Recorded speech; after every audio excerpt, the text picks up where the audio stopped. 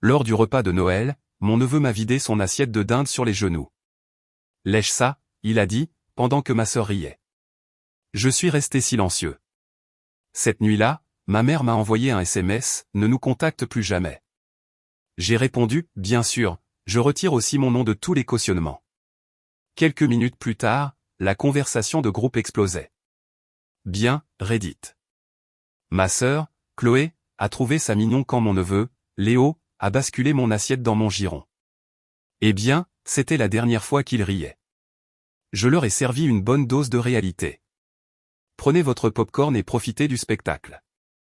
Je m'appelle Rémi, j'ai 33 ans, et je répare les canalisations pour gagner ma vie.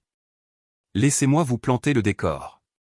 Je suis assis dans mon fourgon devant un magasin de bricolage un jeudi soir. Je viens de terminer un appel d'urgence. Le chauffe-eau d'un type a explosé et a inondé son sous-sol. J'ai passé 4 heures dans l'eau jusqu'aux chevilles à remplacer des vannes et à tirer de nouvelles conduites. L'appel est arrivé vers 18h30, juste au moment où je m'asseyais avec un plat à emporter de chez le traiteur chinois près de mon appartement lyonnais. J'ai pris 2 bouchées avant que le téléphone ne sonne. Le gars était en panique. De l'eau partout. Sa femme criait en arrière-plan. Je suis arrivé 20 minutes plus tard. Le sous-sol ressemblait à une piscine, avec 8 cm d'eau. Le chauffe-eau avait cédé à un endroit fragilisé. Ça arrive avec les anciens modèles. J'ai coupé l'arrivée d'eau principale en premier. Toujours. Ensuite, j'ai commencé à pomper. J'ai fait baisser le niveau. J'ai déconnecté l'ancienne unité, je l'ai montée par les escaliers pendant que le type regardait en se tordant les mains. Le nouveau chauffe-eau a mis 2 heures à être installé. Tirer de nouvelles conduites a pris 1 heure de plus parce que l'ancien cuivre était corrodé. Pendant que je travaillais, je les entendais se disputer dans la cuisine au-dessus de moi. Stress financier. Le son passait à travers le plancher. J'ai terminé à 22h15. Le gars m'a payé en espèces. Le montant total plus un pourboire. Puis mon téléphone s'est allumé. Le SMS de ma mère, Marie, est tombé comme une convocation au tribunal. Nous te coupons les ponts. Ne nous contacte plus jamais. Aucune explication. Pas d'avertissement. Juste une rupture nette livrée par message. Je l'ai fixé. Je l'ai lu 3 fois. C'était bizarre. Nous te coupons les ponts, comme si j'étais un service par abonnement. Ils avaient décidé d'annuler. Un autre SMS est apparu. Ma sœur, Chloé, avait liké le message. Un petit pouce levé à côté de « Ne nous contacte plus jamais ». Vraiment classe. Voici le contexte. 6 heures plus tôt, j'étais au repas de Noël. Léo, le gamin de Chloé, qui vient d'avoir 5 ans, a attrapé mon assiette pendant que j'aidais maman dans la cuisine. L'assiette avec la dinde, le gratin dauphinois, la sauce, tout le repas. Le gamin m'a regardé droit dans les yeux, a souri et l'a retourné sur mes genoux. Puis il a ricané. Oups. Je crois que tu vas devoir lécher ça. Chloé a ri, un rire sincère et amusé pendant que j'attrapais des serviettes, et que je commençais à nettoyer. Ce sont les garçons, elle a dit, toujours souriante. Je n'ai pas répondu, mais quelque chose a changé dans ma tête. Maintenant, je regarde mon téléphone et le SMS de ma mère. J'avais tenu des registres pendant 2 ans. Pas parce que j'avais planifié ça, juste parce que je suis le genre de gars qui garde les reçus, les ordres de travail, les factures, les preuves de paiement. J'applique la même logique à tout. Si ça vaut la peine d'être fait, ça vaut la peine d'être documenté. Et j'avais documenté les désastres financiers de Chloé pendant 26 mois. Chaque prêt co-signé, chaque compte joint, chaque SMS de minuit désespéré demandant de l'argent pour le loyer, chaque promesse de me rembourser qui s'évaporait comme la brume matinale. J'ai tout gardé dans un dossier sur mon téléphone, sauvegardé sur le cloud, organisé par date et par type. J'appelais ça ma police d'assurance. Ce soir, j'avais besoin de déposer une réclamation. J'ai tapé en réponse, soit. Je retire mon nom de tous les cautionnements. Vous avez 48 heures. Je l'ai envoyé, j'ai posé mon téléphone, j'ai démarré le fourgon, je n'ai pas regardé quand il a commencé à vibrer, j'ai juste regardé l'écran s'allumer encore et encore pendant que je rentrais chez moi. Ce qu'il ne savait pas, c'est que retirer mon nom n'était que l'étape 1. J'avais passé assez de nuits tardives après des appels d'urgence à faire des recherches sur les lois relatives au cautionnement, aux litiges de crédit et à la manière de s'extraire légalement de l'épave financière de quelqu'un d'autre. Je savais exactement ce qui se passerait quand mon nom disparaîtrait de ses comptes. Je connaissais le contrat de location de voiture que Chloé ne pouvait pas se permettre, la carte de crédit professionnelle qu'elle avait plafonnée, le prêt pour des stocks qu'elle n'a jamais vendus, le propriétaire à qui elle devait encore de l'argent depuis 3 ans. Je savais des choses que Chloé pensait enterrer. Et j'étais sur le point de tout déterrer d'un coup. Les gens veulent toujours la fin en premier. Mais voici le truc avec le fait de laisser quelqu'un s'effondrer. Vous ne le poussez pas. Vous arrêtez juste de le soutenir et vous laissez la gravité faire le travail. Alors voici comment une assiette de dinde est devenue la goutte d'eau qui a fait déborder le vase. Comment une famille qui m'appelait son roc a appris ce qui se passe quand le roc s'en va. Mais attendez, voici d'autres choses que vous devriez savoir. J'ai commencé la plomberie à 22 ans. J'ai commencé comme apprenti, j'ai gravi les échelons. Maintenant, je gère ma propre petite PME. Le travail est stable. Dans ma famille, je suis le fiable. Le dépanneur.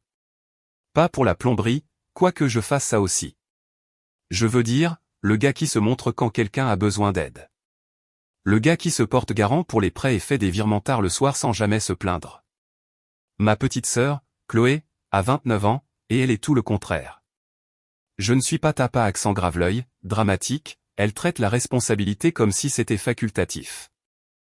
C'est le genre qui poste des citations de motivation sur l'entrepreneuriat tout en me demandant de l'argent pour l'essence par SMS à 2 heures du matin. Vous voyez le genre. Maman l'appelle ambitieuse. Papa l'appelle pleine d'entrain. Je l'appelle un trou noir financier avec une bonne communication. Mais j'ai remarqué des schémas au fil des ans. Comment Chloé avait toujours une crise qui nécessitait de l'argent immédiat. Comment ses projets d'entreprise avaient toujours besoin d'un seul investissement de plus pour décoller. Comment son Instagram montrait des brunchs sur les toits et des sacs de marque la même semaine où elle m'envoyait des SMS pour mendier de l'argent pour les courses. Le schéma a commencé petit, 20 € empruntés ici, une note de déjeuner oubliée là. Des choses que vous passez l'éponge parce que la famille est censée s'entraider, mais les 20 € empruntés sont devenus des centaines d'empruntés. Les notes de déjeuner oubliées sont devenues des loyers impayés.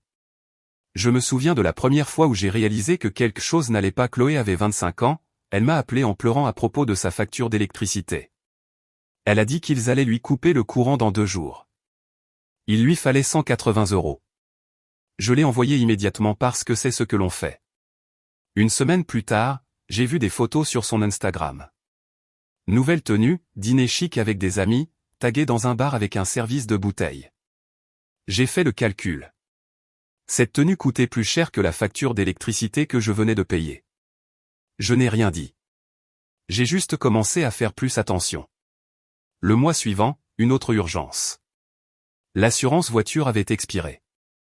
Il lui fallait 240 € pour la rétablir, sinon elle perdrait son permis. J'ai envoyé l'argent. Puis je l'ai vu poster un week-end à la plage avec ses amis. Les chambres d'hôtel ne sont pas gratuites. Le 3e mois, elle avait besoin d'aide pour le dépôt de garantie de la crèche de Léo. 300 €. Critique. Il perdrait sa place sinon. Je l'ai envoyé. La même semaine, elle a posté des vidéos de déballage de colis provenant d'un site de boutique en ligne. Vêtements, chaussures, objets de décoration pour son appartement. Le fossé entre ses paroles et ses actions grandissait chaque mois. J'ai tout documenté, date et montant, puis des captures d'écran quand elle promettait de me rembourser le vendredi, et que le vendredi devenait jamais.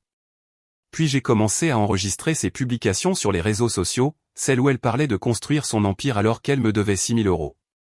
Les relevés bancaires sont allés dans le dossier. Chaque compte joint montrant mes dépôts et ses retraits. Chaque relevé de carte de crédit montrant des charges dans des endroits dont je n'avais jamais entendu parler pour des choses que je n'avais jamais approuvées. Je ne planifiais rien à ce moment-là, je ne faisais que documenter la réalité.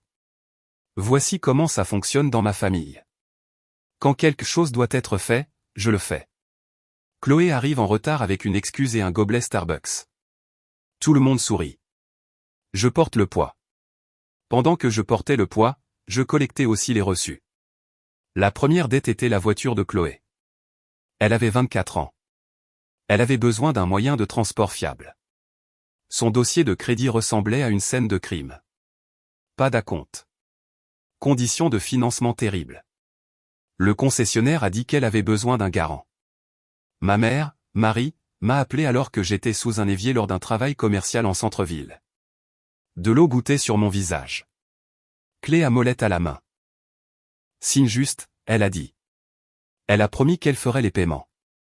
J'étais fatigué, mouillé, agacé. J'ai signé les papiers sur mon téléphone pendant ma pause déjeuner. Chloé a manqué le 3e paiement. La banque m'a appelé. J'ai payé, j'ai fait une capture d'écran de la confirmation, je l'ai ajoutée au dossier. Ensuite, c'était une carte de crédit professionnel juste pour les coûts de démarrage, a-t-elle dit, pour sa boutique en ligne. Je serai responsable. Elle ne l'était pas. Chaque frais de retard est allé dans mon dossier. Chaque SMS où elle disait qu'elle s'en occuperait est allé dans mon dossier.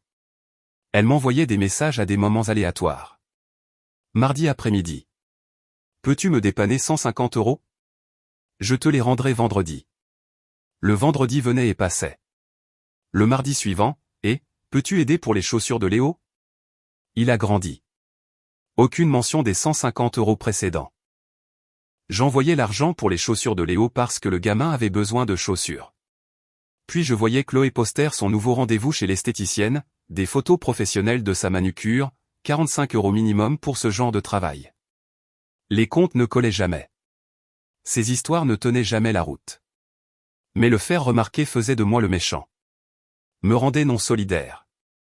Faisait de moi le frère qui ne croyait pas en ses rêves. Alors j'ai arrêté de le faire remarquer, j'ai commencé à documenter à la place. Je n'étais pas encore en colère, juste fatigué d'être le seul avec une mémoire qui fonctionne. Puis mon père, Philippe, a eu besoin d'une opération du dos.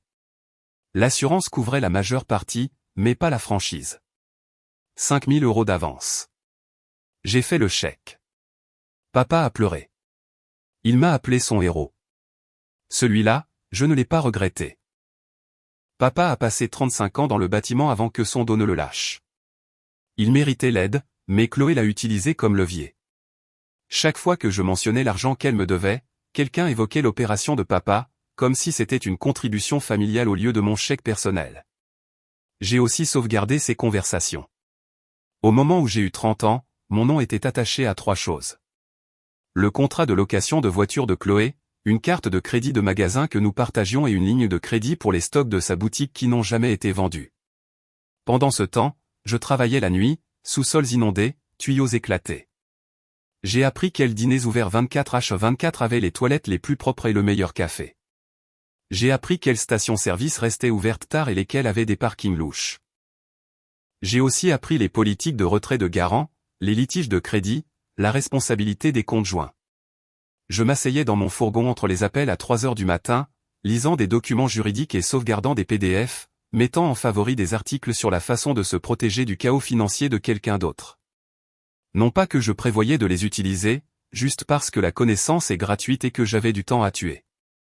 À chaque réunion de famille, Chloé se produisait, parlait de réseautage et de construction de sa marque pendant que maman rayonnait. Elle montrait à Léo comment danser pour ses stories Instagram pendant que papa souriait. Elle parlait par-dessus moi quand je mentionnais le travail parce que la plomberie n'est pas glamour. Et à chaque fois, j'ajoutais des notes mentales. Comment elle commandait des repas chers mais oubliait son portefeuille. Comment elle promettait des jouets à Léo la semaine prochaine, puis agissait comme si elle ne l'avait jamais dit. Comment elle empruntait les bijoux de maman et les rendait. Et raflait. Des petites choses. Facile à ignorer jusqu'à ce que vous voyez le schéma. L'année dernière, la boutique de Chloé avait besoin des frais de dépôt de dossier pour sa SARL. Elle a oublié de les payer. Des pénalités sont tombées. Elle m'a appelé à minuit alors que je rentrais d'un travail de refoulement d'égouts en banlieue. J'ai besoin de 800 € d'ici demain ou je perds la licence commerciale. J'ai envoyé l'argent, j'ai ajouté la transaction à ma feuille de calcul, la note verrouillée sur mon téléphone où je suivais tout, date, montant, objectif, résultat. Puis j'ai cherché le dépôt de dossier de la SARL moi-même, j'ai découvert que le nom de l'entreprise était déjà pris. La licence dont elle parlait n'existait pas. Elle avait menti sur la raison pour laquelle elle avait besoin de l'argent. Pas un gros mensonge, juste assez pour que cela semble urgent. Je ne l'ai pas confronté, j'ai juste ajouté au dossier, a menti sur les frais de SARL avec date et preuve. Léo est né pendant ce désordre. Je l'ai tenu à l'hôpital pendant que Chloé prenait des selfies. Mon petit roi, elle a légendé la photo, elle a eu 400 likes. La facture d'hôpital a été envoyée au recouvrement parce qu'elle n'a jamais mis en place le plan de paiement. Je l'ai découvert lorsque la lettre de recouvrement est arrivée à mon adresse. Elle avait listé mon appartement comme contact pour quelque chose et n'avait jamais mis à jour.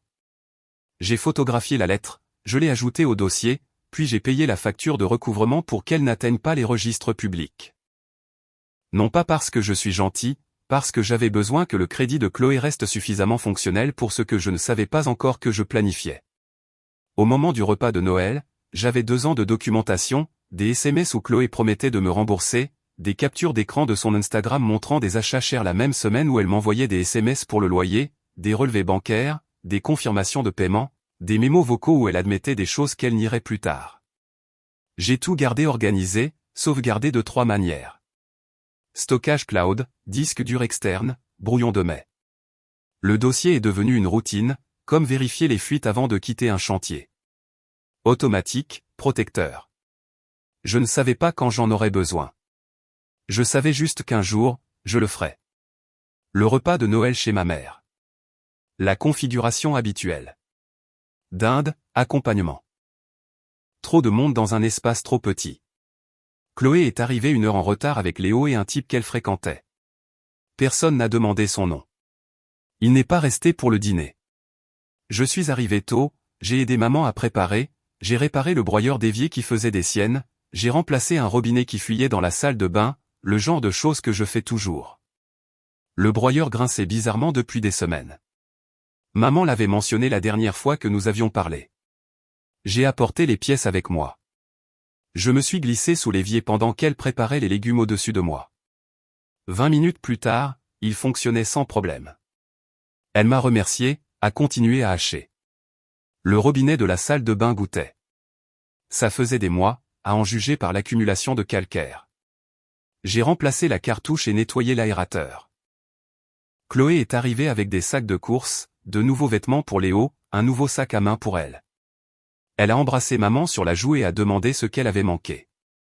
Les sacs provenaient de magasins chers. Je me lavais les mains dans la cuisine quand elle est arrivée. Le visage entier de maman s'est illuminé. Papa est venu du salon pour dire bonjour. Ils se sont agités autour de Léo, ont complimenté les cheveux de Chloé, ont demandé comment s'était passée sa semaine.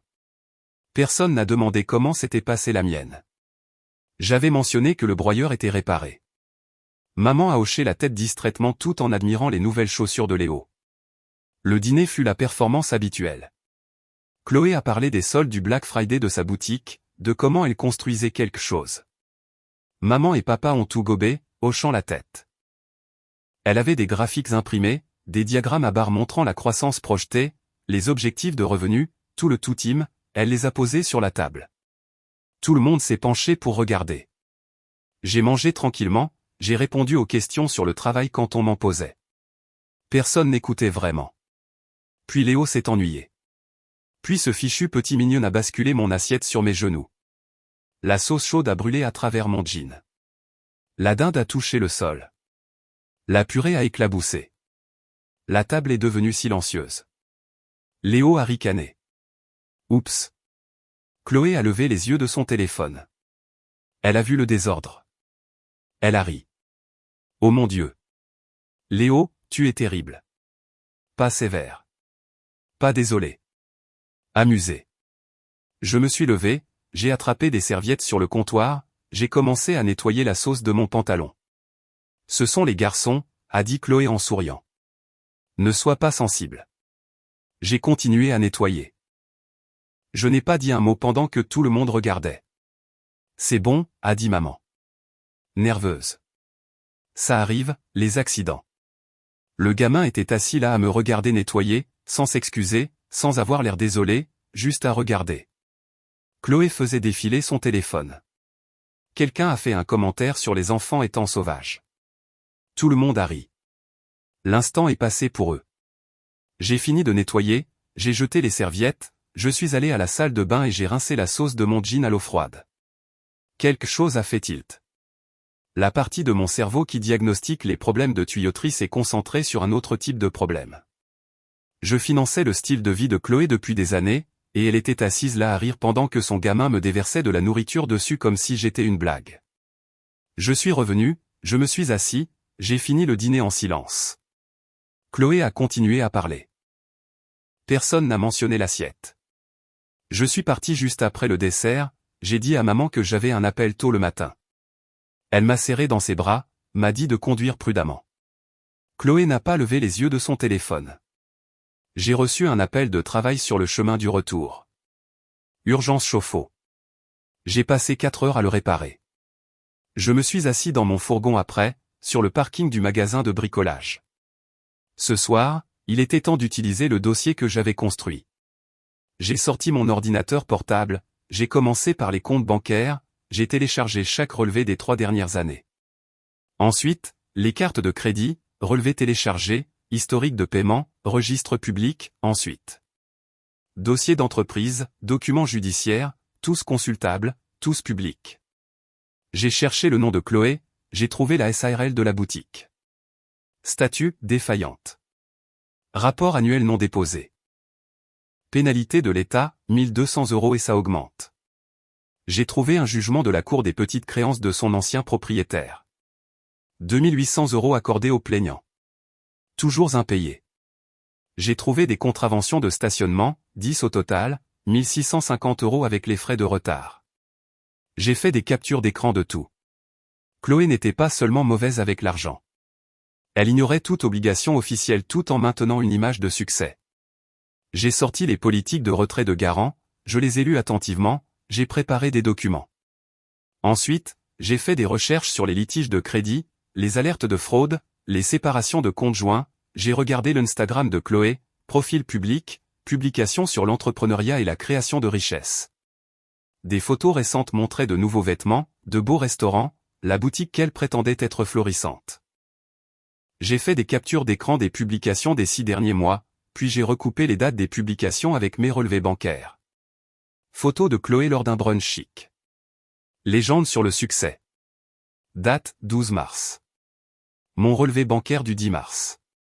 Virement de 500 € à Chloé. Motif, loyer d'urgence.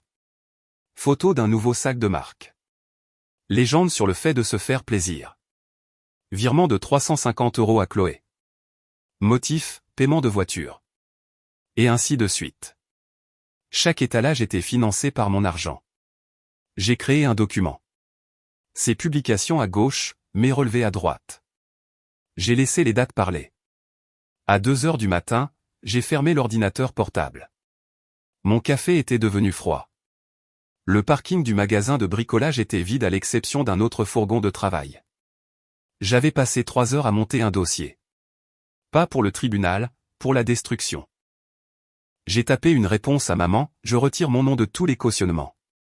Vous avez 48 heures. Je l'ai envoyé. Le téléphone a explosé. SMS, appels, messages vocaux. J'ai tout mis en mode silencieux. Je me suis glissé à l'arrière de mon fourgon où je garde des couvertures d'urgence et un oreiller. J'ai réglé une alarme pour 7 heures du matin. J'ai dormi mieux que je ne l'avais fait depuis des mois. Les banques ouvrent à 9 heures. Je suis entré à 8h45 vêtu d'un pantalon de travail propre et d'un polo de ma compagnie. J'ai apporté mon ordinateur portable. J'ai apporté mon dossier. J'ai apporté 2 ans de documentation. L'agence était l'un de ces vieux bâtiments avec des sols en marbre et de hauts plafonds. Je me suis enregistré à l'accueil, je leur ai dit que j'avais besoin de parler à quelqu'un au sujet de plusieurs comptes. La réceptionniste a regardé son écran, a passé un appel, m'a dit d'attendre.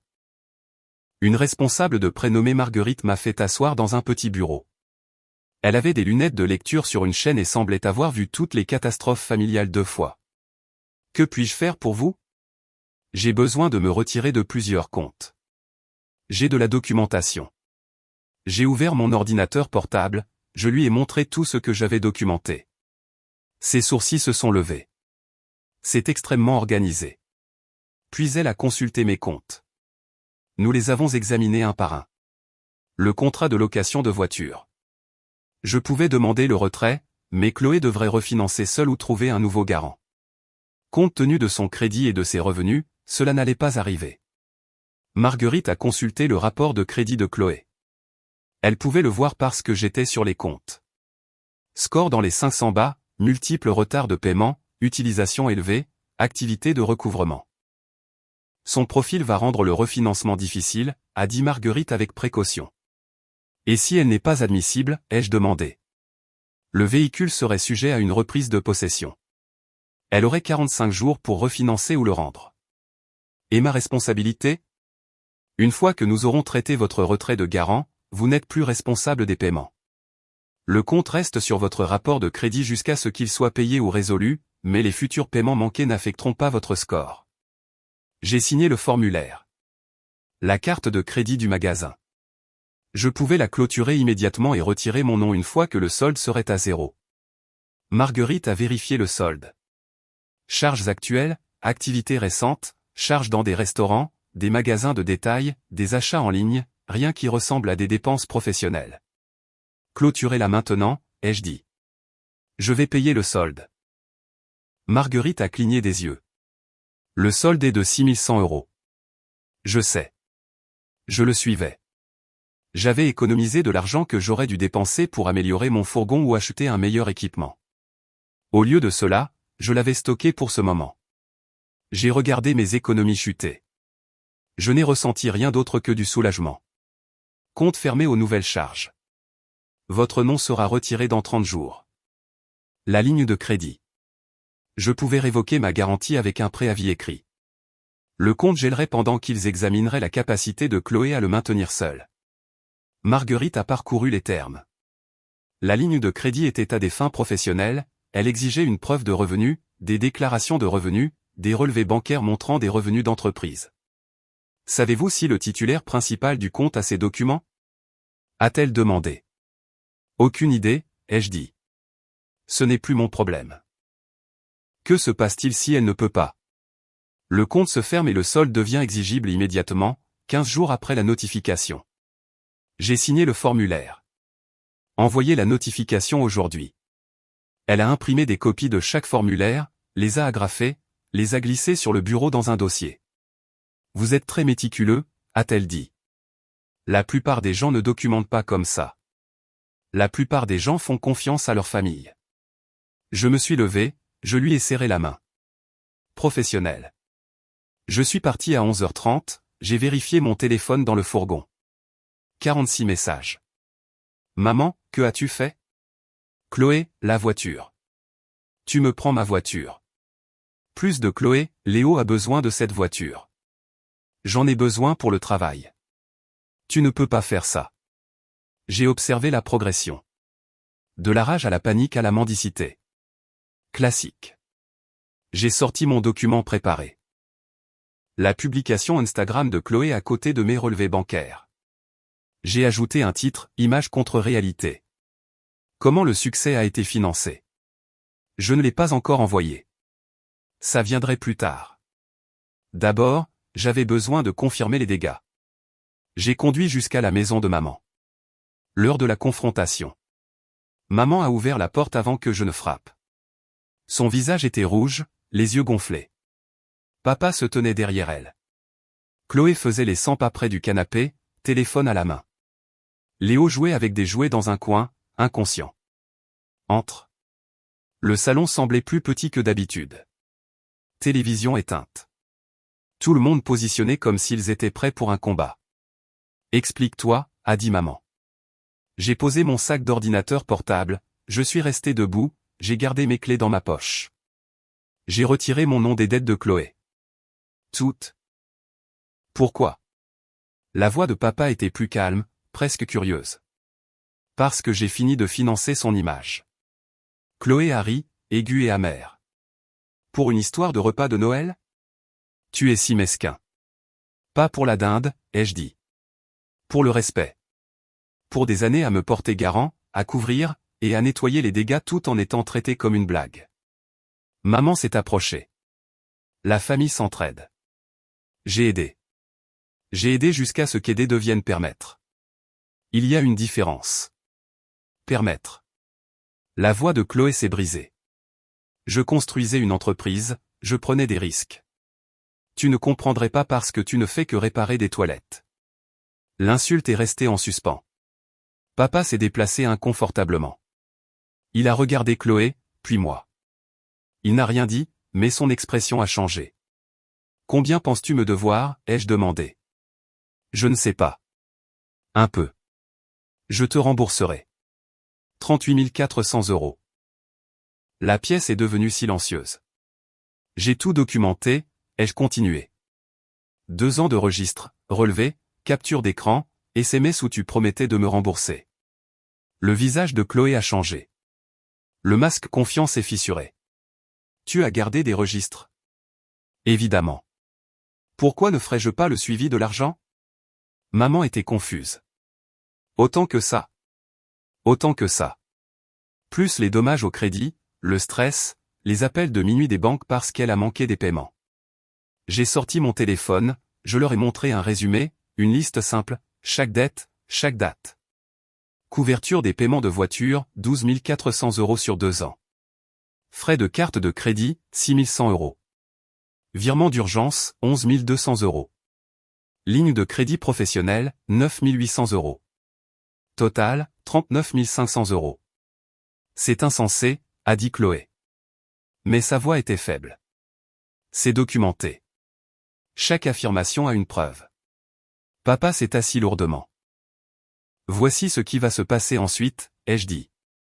Concrètement, la voiture doit être refinancée dans 45 jours. Le crédit de Chloé ne sera pas admissible. Soit elle rembourse, soit elle trouve quelqu'un d'autre d'assez stupide pour se porter garant, soit elle la rend. Mais j'ai besoin de cette voiture, a dit Chloé. Sa voix tremblait. Tu aurais dû faire les paiements. La ligne de crédit est gelée, ai-je continué. Le solde est dû dans 15 jours. C'est 9 800 €. Je n'ai pas cet argent. Pas mon problème. J'ai ouvert mon ordinateur portable, je leur ai montré le document, sa publication Instagram à côté de mes relevés bancaires, les dates alignées, tout. Chaque étalage a été payé avec mon crédit, ai-je dit. Tu n'as rien construit, Chloé. Tu as emprunté ma fondation et tu l'as appelé ton empire.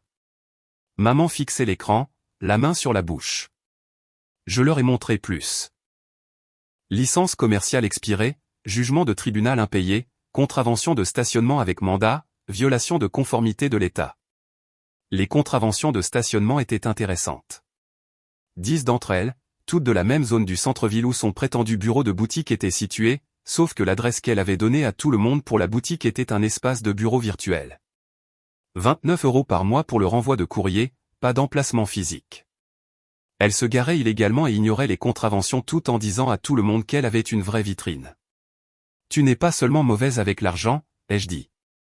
Tu ignores les obligations légales tout en prétendant que tout va bien. Dans certaines juridictions, c'est de la fraude. Tu ne ferais pas ça, a chuchoté Chloé. Je l'ai déjà fait. J'ai déposé les formulaires ce matin. Le compte à rebours est lancé. Personne n'a bougé. Mais voici le plus intéressant, ai-je dit. J'ai sorti une liste imprimée. Ce sont des gens avec qui tu prétends réseauter. Les contacts professionnels de tes publications. J'ai trouvé leurs entreprises, j'ai trouvé leurs emails. Chloé est devenue pâle. Non. Tu as posté des réunions avec des propriétaires de boutiques, des discussions de partenariat, des connexions de grossistes. J'ai des dates. Tu veux parier que ces personnes ont des registres de réunions réels? Tu ne ferais pas ça, a-t-elle répété.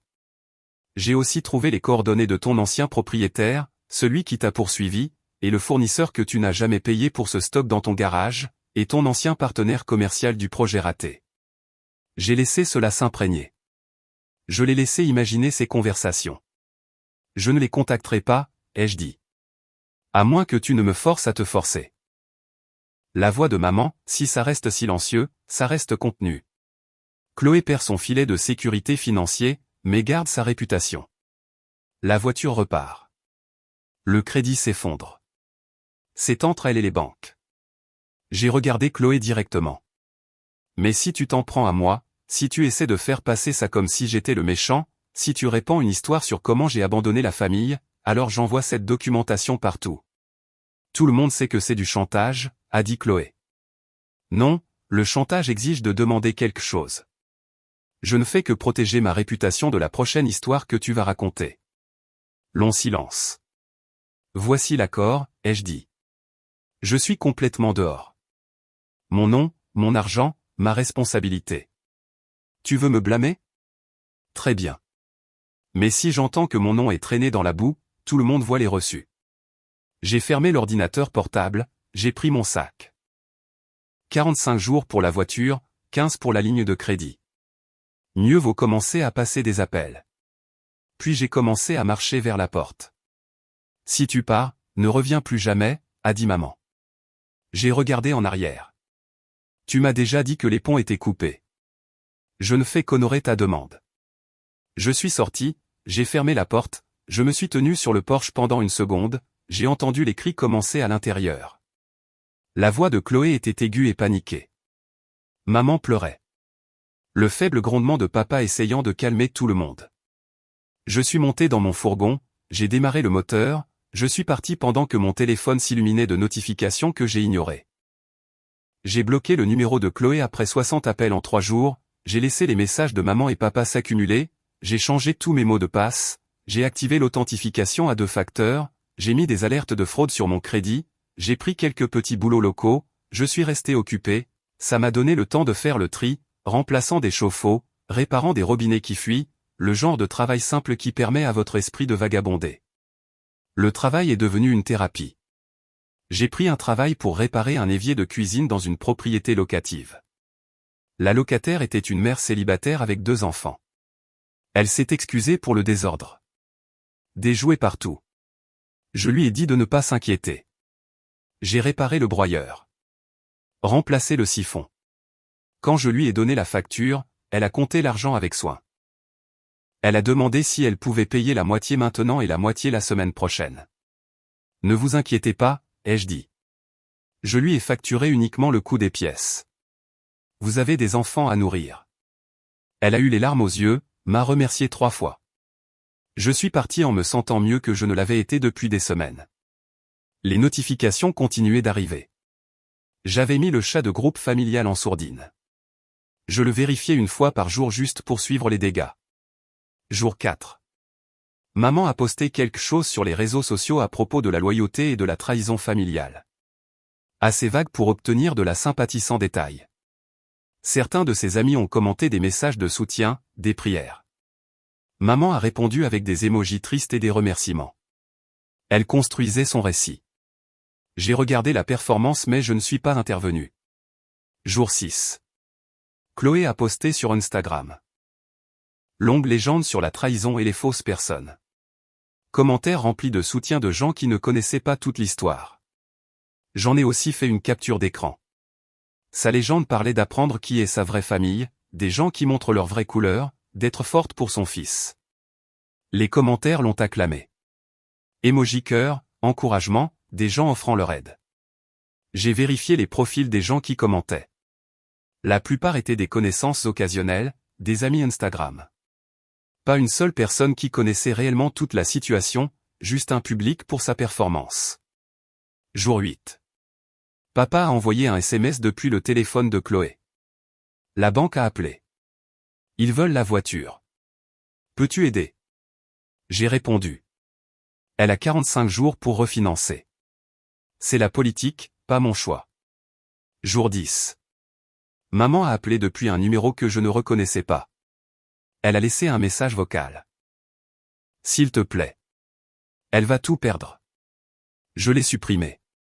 Jour 12. Chloé s'est présentée sur un chantier. J'étais en train de remplacer un tuyau éclaté dans un immeuble commercial. Je l'ai vue arriver en voiture par la fenêtre du sous-sol, j'ai fini ce que je faisais, j'ai pris mon temps, je me suis lavé les mains, j'ai monté les escaliers. Elle attendait près de mon fourgon. Nous devons parler. Non, nous n'avons pas à parler. 5 minutes. Tu es sur une propriété privée. Je travaille. Elle a tressailli, a regardé autour d'elle sur le parking. Annule juste, s'il te plaît. Je signerai n'importe quoi. Plan de paiement, tout ce que tu veux. Je ne peux pas annuler. Les papiers sont déposés. La voiture sera partie dans 5 semaines. Alors tu as 5 semaines. Comment? Mon crédit est détruit. Personne ne va se porter garant. Je l'ai regardé, j'ai vu les cernes sous ses yeux, ses vêtements froissés, la façon dont ses mains tremblaient, je n'ai rien ressenti. Léo n'y est pour rien. Léo apprend ce qu'il voit. Quelqu'un lui a appris que j'étais une blague. C'est juste fini, ai-je dit. J'ai fini. J'ai marché vers mon fourgon. Elle m'a attrapé le bras. Je me suis arrêté. Lâche. Elle l'a fait. Tu me détestes vraiment, a-t-elle dit. Je ne te déteste pas. Je ne te fais pas confiance et je ne finance pas quelqu'un en qui je n'ai pas confiance. Je suis monté dans le fourgon, j'ai démarré, je l'ai regardé se tenir sur le parking à travers mon rétroviseur. 2 jours plus tard, papa a envoyé un SMS, juste nous. On peut se voir? Café, juste toi et moi. J'y ai réfléchi, puis j'ai accepté. Il était déjà là quand je suis arrivé, assis dans un coin. Café, yeux fatigués. Je me suis glissé en face de lui. Tu as monté un dossier, a finalement dit papa. J'ai documenté la réalité. Ça semble excessif. C'est une assurance. Au cas où Chloé réécrirait l'histoire. Papa a hoché la tête lentement. Elle t'appelle sans cœur. Je sais. Ta mère pense que tu as changé. J'ai arrêté de faire semblant. Plus de silence. Papa a remué du sucre dans son café pendant trop longtemps. Je savais, a-t-il dit doucement. J'ai levé les yeux. Je savais qu'elle t'utilisait. Je savais que les paiements n'étaient pas faits. Je savais qu'elle ne te rembourserait pas, pourquoi n'as-tu rien dit? Parce que ta mère l'aime. Et j'aime ta mère plus que j'aime avoir raison. L'honnêteté m'a touché différemment que la colère l'aurait fait. Je me suis assis en arrière. Elle va perdre la voiture, a dit papa. Peut-être l'appartement aussi. Je sais. Je n'en suis juste pas responsable. Papa a regardé par la fenêtre, il a regardé un camion s'arrêter. Le chauffeur s'est étiré, s'est dirigé à l'intérieur.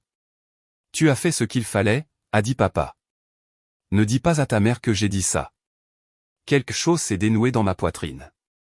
Nous avons parlé d'autre chose après ça. Le travail, le fourgon, des trucs normaux. Le genre de conversation que nous n'avions pas eu depuis des années parce que le drame de Chloé prenait toujours le dessus. Il m'a parlé d'un projet qu'il planifiait. Il a demandé si j'avais du bois qui restait. Je lui ai dit que je vérifierais ma pile de ferraille. J'en apporterai si maman n'est pas à la maison. Elle se calmera à la longue, a-t-il dit. Donne-lui du temps. Peut-être. Quand nous sommes partis, il m'a serré dans ses bras sur le parking. Rapide, serré. Prends soin de toi. Toi aussi. J'ai reçu un SMS plus tard d'un numéro inconnu. C'est l'ancien partenaire commercial de Chloé. J'ai entendu dire que vous pourriez avoir des infos sur le stock impayé. Je l'ai fixé, je me suis demandé comment il avait eu mon numéro, puis j'ai réalisé que Chloé m'avait probablement listé quelque part sans demander. Je lui ai envoyé des photos du stock dans le garage de Chloé. Je lui ai donné les coordonnées du fournisseur. Merci, il a répondu. Elle me doit 4 500 €. C'est bon de savoir que je ne suis pas seul. Vous n'êtes pas seul. 3 semaines se sont écoulées. Maman a envoyé un SMS une fois. La voiture est partie. Chloé a dû la rendre. Elle est dévastée. Je l'ai lu. J'ai ressenti un soulagement fatigué. C'est entre elle et la banque. Aucune réponse. Moi 2. La ligne de crédit est allée au recouvrement. Chloé n'a pas pu payer. Ils ont gelé le compte et ont commencé les procédures. Je n'étais plus responsable. Ma documentation m'a protégé. L'agence de recouvrement m'a envoyé une lettre. Je leur ai envoyé mes formulaires de retrait de garant et les dates de traitement. Dossier clos de mon côté. Chloé a essayé de m'ajouter à une nouvelle demande de crédit. J'ai reçu une notification de ma surveillance de crédit. Je l'ai contestée immédiatement. Demande refusée. Elle a essayé 2 fois de plus. J'ai contesté les 2. J'ai ajouté des notes de fraude à mon dossier. Les tentatives ont cessé. Décembre a apporté plus de tentatives. Chloé a essayé de nouveaux comptes de réseaux sociaux, je les ai tous bloqués, elle a essayé d'envoyer des emails, filtrés en spam, elle s'est présentée sur un autre chantier, j'ai fait en sorte que le gestionnaire immobilier la retire. Le désespoir se voyait, son image se fissurait. Les gens commençaient à poser des questions. La vérité s'est répandue sans mon aide. Par l'intermédiaire de papa, j'ai entendu Chloé me blâmer pour tout. Elle a dit aux gens que je l'avais saboté, que j'étais jaloux, que j'avais retiré mon soutien par rancune. Certains l'ont cru. La plupart ont fait le calcul. La vérité n'a pas besoin d'aide. Elle a juste besoin de temps. À Noël, la pièce finale est tombée. Les pénalités de l'État l'ont rattrapée. Licence commerciale révoquée. SARL dissoute. Toute future entreprise nécessitait de régler les anciennes dettes d'abord. Elle ne pouvait pas payer. Elle a demandé à maman et papa. Papa a dit non. Première fois de sa vie. Chloé a envoyé un dernier message, pas à moi, à papa. Il l'a transféré. Je ne pardonnerai jamais à Rémi. Je l'ai lu, j'ai souri et je suis passé à autre chose. Parce que c'est la vengeance déguisée en conséquence. Vous n'avez pas besoin du pardon des personnes qui vous ont fait du tort. Mon score de crédit a augmenté de 40 points en 3 mois. Les comptes joints ont disparu. Les dettes co-signées se sont évanouies. Mon profil financier s'est nettoyé rapidement une fois que le désordre de Chloé n'y était plus attaché. J'ai commencé à chercher de meilleurs appartements, des endroits avec des garages pour mon fourgon, des quartiers où je n'entendrais pas de coups de feu la nuit. J'ai commencé à penser à acheter une maison, à bâtir un patrimoine au lieu de payer un loyer. J'ai planifié des réunions avec un courtier hypothécaire. J'ai examiné mes finances correctement pour la première fois depuis des années. Sans les dettes de Chloé qui entraînaient tout vers le bas, j'étais admissible à des taux décents. Le courtier a consulté mon crédit, a hoché la tête de manière approbatrice, a dit que j'avais des options, j'ai commencé à conduire dans les quartiers les week-ends, j'ai regardé des propriétés, juste un endroit avec un garage, peut-être une petite cour, de la place pour le fourgon et mes outils, un sous-sol que je pourrais aménager, quelque part où je pourrais construire quelque chose qui soit à moi. J'ai trouvé un endroit en mars. Petite maison de plein pied, 3 chambres, garage détaché. Elle avait besoin de travail, mais des os solides. J'ai fait une offre, j'ai conclu en 6 semaines. Le jour du déménagement fut calme, juste moi et mes affaires. J'ai rempli mon fourgon, j'ai fait 3 voyages, j'ai installé mes outils dans le garage, j'ai accroché ma licence au mur. Première nuit dans ma propre maison, j'ai commandé de la nourriture. Je me suis assis par terre parce que je n'avais pas encore acheté de meubles. J'ai mangé en silence. J'ai ressenti une paix que je n'avais pas connue depuis des années. L'Instagram de Chloé est finalement revenu. Ton différent, publications humbles sur l'apprentissage des erreurs et le fait de recommencer. Les commentaires étaient encourageants mais moins nombreux. La performance avait perdu son public. Je ne l'ai pas suivi. Je n'en avais pas besoin. J'ai eu des nouvelles par papa quand nous nous rencontrions pour un café toutes les quelques semaines. C'est devenu régulier. Léo a demandé de mes nouvelles parfois. J'envoyais des cadeaux pour les anniversaires et Noël. Des cartes avec des billets de 20 €. Des petites choses qui disaient « Je suis toujours là quand tu seras assez grand pour comprendre ». Et c'est tout, Reddit. J'ai réalisé que la meilleure vengeance est de construire une vie qui est intouchable pour ceux qui ne supportent pas de vous voir prospérer.